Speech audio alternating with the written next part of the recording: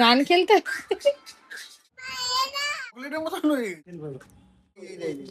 সকল গুরুজনদের প্রণাম, ছোটদের ভালোবাসা জানিয়ে আজকের ব্লগটা স্টার্ট করছি। ব্লগটা হচ্ছে পুরোটাই আমাদের মন ভালো করে দেওয়ার একটা ব্লগ, কারণ দত্তপুকুরে এসেছে আমাদের ছোট্ট পিউলি। তো উইকেন্ডটা ওর সাথে আমাদের দুর্দান্ত কাটতে চলেছে। আসা মাত্রই ওর অর্গানাইজার থেকে সমস্ত খেলনা বার করে নিয়েছে। তারপর সকাল সকাল চলে এসছে কাকামণির সাথে মিম্মার কাছে। ঘড়িতে তখন বাজে অলমোস্ট 10:45। আমি উঠতে অনেকটাই দেরি করেছি। আসলে শনিবার বা রবিবার ছুটির দিনগুলোতে আমি একটু দেরি করে ওঠার চেষ্টা করি, কারণ অন্য দিনগুলো তো রেস্ট হয় না। তো এরই মাঝখানে উনি মিম্মাকে ডাকতে এসে ওনার মিম্মার সাথে একটু লুকোচুরি খেলা চলছে। তো আমিও স্বতঃস্ফূর্তভাবে সেই খেলায় অংশগ্রহণ করেছি। আসলে প্রতিটা উইকেন্ড তো এরকম হয় না, তো যে উইকেন্ডগুলো ওকে পাই সেই উইকেন্ডটা আমাদের দুজনের জন্যই, দুজন বলবো না, আমাদের তিনজনের জন্যই খুব মজাদার হয়। এরপর কাকামণি, ওর প্রিয় কাকামণির সাথে ওর খেলা, মাঝখানে আমিও ঢুকে পড়েছি ওদের খেলার মধ্যে। আমাদের খেলার কোনো মাথামুন্ডু নেই, শুধু আছে অনেক অনেক ভালোবাসা। তারপর দাদা, বর্দি ভাই, আমি আর দেবাশিস মিলে একটা আড্ডা দিচ্ছিলাম। বর্দি ভাইরা যখন এখানে থাকতো তখন এই আড্ডাটা রোজই চলতো, মানে ওটা রাত্রিকালীন আড্ডা আমাদের হতো। পিউর এটা একটা প্রিয় অ্যাক্টিভিটি, ফুল কুচিয়ে কাকামণির মাথায় দেওয়া আর বলা, কাকামণি উহু। তার মধ্যে কাকামণি বলেছে মিম্মার মাথায়ও দিতে, তো আমরা একে অপরের মাথায় এরকমভাবেই ফুল ছেটাচ্ছিলাম। আজকে দেবাশিস আমার দুপুরের লাঞ্চের ডায়েটের মেনুটা ট্রাই করেছে। ও কিন্তু অবাক হয়ে গেছে যে মিষ্টি ছাড়াও জিনিসটা এত ভালো খেতে হয়, এবং ওকে বলেছি ঠিক আছে এবার থেকে তোকে ওটা দেবো। তো আমি যখন অন্য কাজে ব্যস্ত ছিলাম, ও তখন আমার মিড মর্নিং আর ব্রেকফাস্টে গুছিয়ে নিচ্ছিল।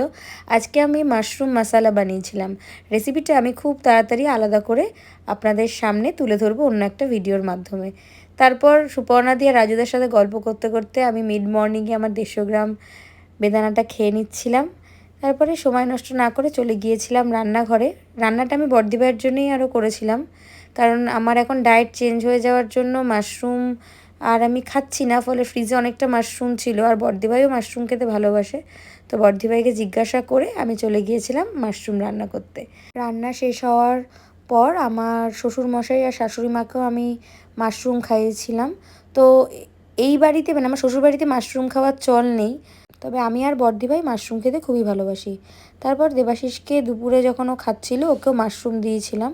ওর একবার মাশরুম খেয়ে অ্যালার্জি হয়েছিল, তো ভয় ওকে দিতাম না, কিন্তু এবার ওর খেয়ে আর কোনো প্রবলেম হয়নি। তারপর আমরা বিকেলবেলায় গিয়েছিলাম ঘুড়ি ওড়াতে। আমি ঘুড়ি ওড়াতে পারি না, কিন্তু দেবাশিস আর অভি দেখছিলাম ভালোই ঘুড়ি ওড়াচ্ছিল। আর ওপরে যখন ঘুড়িটা উঠছিল আমি একটু সুতো নিয়ে চেষ্টা করছিলাম ওড়ানোর। আমি প্রথমবার এই ঘুড়ির যে সুতোটা সেটা নিজের হাতে নিয়েছিলাম, আমার বেশ ভালো লাগছিল। ঘুড়িটা হাওয়ায় অনেকটা উঁচুতে উঠছিল। তার উপরে আজকে আবার অভি 5টা ঘুড়ি কেটেছে। তো আমি দাঁড়িয়ে দাঁড়িয়ে সেটাই উপভোগ করছিলাম, আর মাঝে মাঝে এই সুতোটা হাতে নিয়ে ঘুড়িটা ওড়াচ্ছিলাম। ইতিমধ্যে বড়দাদাও চলে এসছে আমাদের নতুন বাড়ির ছাদের মাথায় পিউকে নিয়ে। তো ছুটির দিনে বড়দাদাও কিন্তু আজকে ঘুড়ি একটু একটু উড়িয়েছে।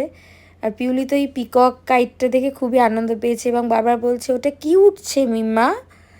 তারপর যখন অভি ঘুড়ি কাটছে তখন দেবাশিস আর বড়দাদা এক দৃষ্টে তাকিয়ে আছে যে ও ঘুড়িটা কাটতে পারে কিনা, মানে সে একটা টান টান উত্তেজনা। এইভাবে আমাদের ছুটির দিনের বিকেলবেলাটা খুব ভালোই কাটলো সবার সাথে। অনেক দিন বাদে আমরা আবার এরকমভাবে একত্রিত হয়েছি, না হলে বেশিরভাগ সময় তো আমরা নিউ টাউনে যাই, দাদাদের তো আসা হয় না।